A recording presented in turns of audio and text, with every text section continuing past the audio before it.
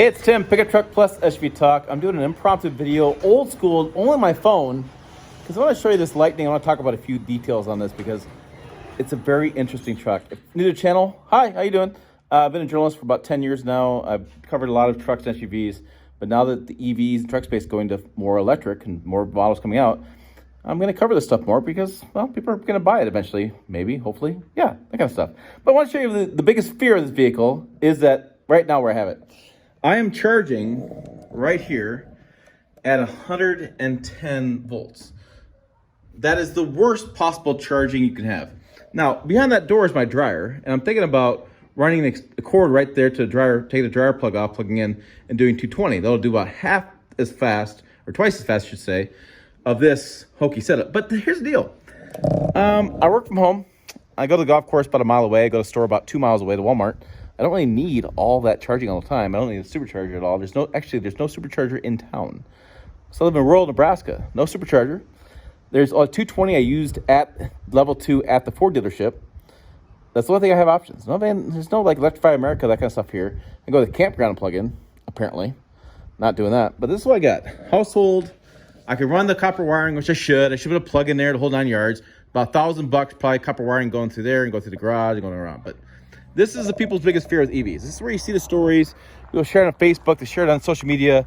Oh, it took 27 hours to go across the country, whatever the deal is. I mean, you hear this stuff all the time. But here's the deal. When I open this up, since it is charging, I have it plugged in. Boom, right there. It's nice red. I don't know if it's rapid red, whatever the deal is, but it's plugging in. So here's the deal. Charging 100% at 12:39 a.m. Thursday. So initially it said Wednesday. Now it says Thursday. So today is Saturday. Yeah, tell us about Saturday. So if I plug this thing in all weekend at 110, it'd take that long to charge, which that freaks people out. That totally freaks people out. You know, the idea you're gonna wake up every morning with a full charge. Yes and no. You can do it with 220, right? You can plug in overnight 220 and you can probably get all that range, but 110, forget about it. But this is the really funny thing with this vehicle, and I'm learning a lot. Most EV owners I've talked to charge about 80%. You charge 100%, sometimes it degrades the battery a little bit faster, so you don't want to do that. So 80%. Well, in my case, I'm just going to drive to the store back and forth. I can keep this thing plugged in for as long as I want. I don't care. It doesn't really matter to me. I'm inside the house, right? So I look at it. I look at 66 miles of range, 30% power. Well, my town is about 3 miles long. So it doesn't matter, 66%. I don't love it. My phone right now I'm recording this on was like 40% battery power. That stresses me out. I love the 80, 90%. I love my phone charged all the time. Laptops charged all the time. My camera batteries charged all the time. That's what I want. This is a new world. A new thing. I'm going to drive on less of a full charge. But it's equivalent to like a gasoline vehicle, right? So I'm gonna drive it on 30%, which is about a quarter tank gas. Challenge obviously is I can get gas a lot faster I can to fill this up. So it's interesting. I still don't love the idea. I have to drive around with a lower battery in my situation. You know, it's like if I drove I flew in last night whatever day it was. I remember a lot lately. Detroit. I flew from Detroit to Denver, picked up the truck, drove to Cheyenne, coming through. That video is amazing. I did 200 and some miles on that trip, range excited like crazy. My emotions were like this. I'd love to edit that video and get it out, but I want to do some more work on that video before I put it out there. Check that video as well. That's coming soon. But yeah, so this is the deal. This is the game changer. Not the truck. The truck's fast. It can't tow very much for very long. It can't haul very much for very long. I mean, it's fun, it's quiet, it's a little bit, to me, a numb driving experience because it's like driving a gigantic golf cart. But it's quick, and it handles well, and it's got all the good stuff these days. But the challenge for me is, can I flip my mindset to be okay and to be confident enough with this vehicle to be able to drive it on 66 miles of range and be okay with it, knowing I'm gonna run the store, come back, store's maybe 2 miles away, plug it in. It's a flipping mindset, and I think that's the fear of EVs for a lot of customers, and I get it.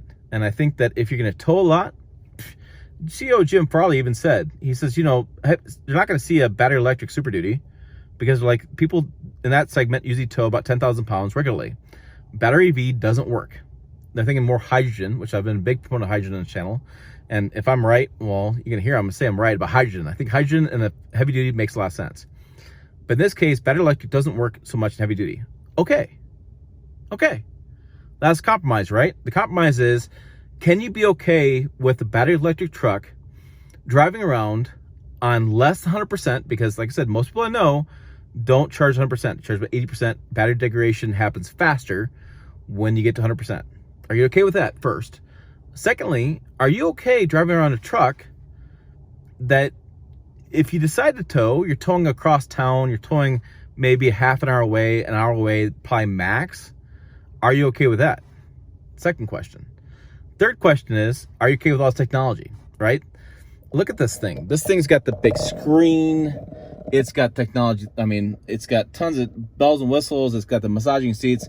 This is the platinum trim. I mean, this thing is probably, the sticker doesn't show me the price on it, but I mean, I'm looking at probably 95,000, somewhere in that range. I do have power on board though. I can reverse power to my house. If the power goes out, I have a generator right here in the truck. I run the essential house materials like fridge and microwave and stuff for many, many days. So it's the beard time, right? So I mean, I like to make fun of EVs at times too, because there's new technology. It's easy to poke fingers at it, but what it does though, and I've had it for about 2 days now. I have it for 7 days. It's how I get these press loans. It's your thinking has to change. So I've said in this channel many times, there's a price to pay for clean air. And I'm not saying financial price. I'm not saying money. I'm saying a price to pay. We have to change our driving, thoughts, right?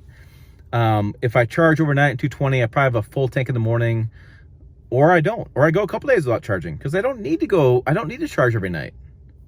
Isn't that weird, right? So I charge my cell phone every night, charge my watch every night, my laptop, everything every night. In this case, 66 miles, it may take me the entire week to run that out because I live in a small town. Am I okay with that? Am I okay with less towing capacity? Is the idea here that if I want a half-ton truck to haul the family around and all the cool technology, maybe I do half-ton truck, but if I want to tow, I go heavy duty and I get diesel and gas engines, right? Wow, it's a lot going on. And you have the price point. Stupid expensive. But I drove, again, from Denver Airport to Cheyenne and home, and I probably, charging up and now, maybe I spent $1 on charging. Maybe it cost me $1 to do all that kind of driving. That's kind of crazy too, right? So, I mean, that trip typically is $50-$60. It cost me $1. And I had all performance. I had, again, you got to watch the video because their stress level was high. I mean, my heart was pumping pretty fast getting home. And it's really interesting video on range anxiety. When I get that done, I'm stop teasing it. It's going to come out soon. But it's an interesting question. This is the fear. Charging 100% at 12:41 a.m. Thursday. That's the fear. It's going to take way too long to charge. Screw that. However, I'm charging at the worst possible times. I'm not a DC supercharger. I don't have 220, nothing. So it's going to be different. But are you okay with the idea of having a truck that has less charge and changing your lifestyle a little bit in that, like if I got up at Michigan, when I was in Michigan, we used to get up at 4 a.m. and drive to Florida and be there by like 6, be on the beach, enjoying the nights, the sunset. Well, EV, you probably can't do that currently because of the charging times, infrastructure kind of stuff. So you got to change that mindset too. I mean, it's a big ask. We're not only asking you to give up your gas and diesel engines, we're asking you to change your mindset as a consumer, asking you to understand you got to charge this up maybe like a cell phone, the same idea, but changing your whole thought process on what a half-ton truck is, what a half-ton truck does, and being realistic with what you actually do with a half-ton truck. Now, I tow once a year at minimum, and we go camping, and it's a long ways away. I want to do more camping. I love to go camping, go outdoors. So I'd probably need to do more of a heavy duty of the situation, 2 vehicles. Put comments down below. What do you guys think? Website down below, pickuptrucktalk.com. Other videos over here. As always, thanks for watching. I will see you down the road. What?